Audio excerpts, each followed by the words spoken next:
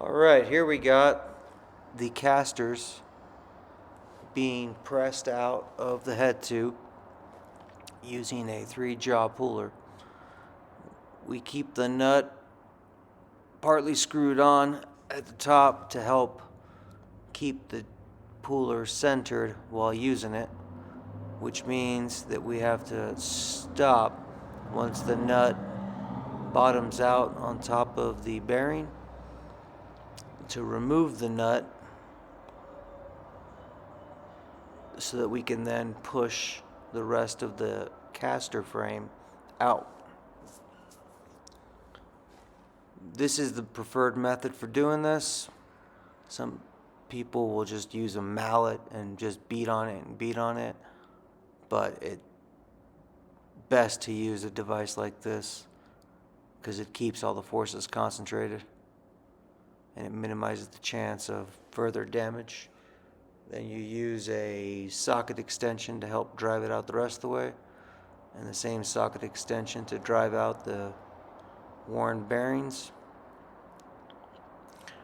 On the upper bearing, we need to lock out the movement of the suspension in order to be able to punch it out. If you don't do this, you'll just sit there and fight the spring the entire time. Once you get that out, then you should be able to clean the head tubes and prepare for installation of new bearings.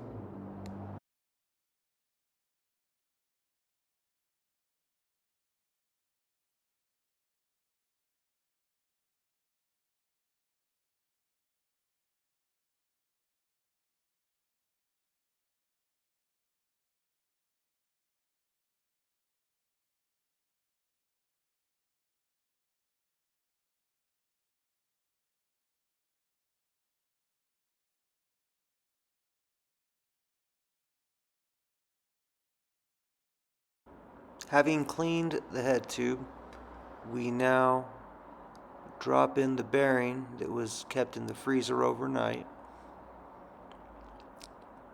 in order to shrink it down so it fits in better. Then you grab another bearing from out the freezer. You want them to stay as cold as possible before installing them. So by pushing this one into the bottom end, we drive it the rest of the way with a socket with a socket head screw, 2 very large washers and then a couple smaller washers,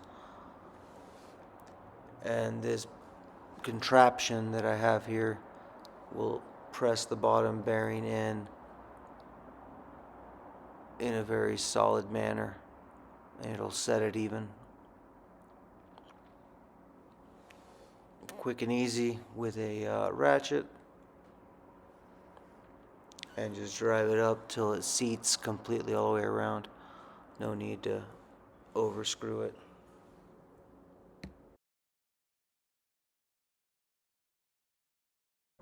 And here we are, reinstalling the caster frame back in place with a rubber mallet to not damage it, a bevel washer, and then the nylock nut.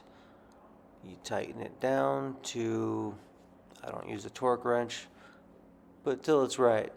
The test is actually to stand the chair up to where that head tube is parallel to the ground, and then gravity should be able to turn the caster frame down. We didn't do that, we just checked it. You got the stick there to brace it so that you can tighten or loosen things necessary, easier than hanging on. Then once you get it right, you're ready to install the tire. Ready to go. Pneumatic tires are being used on the front end of this chair now, and they have better performance in snow conditions. Not so much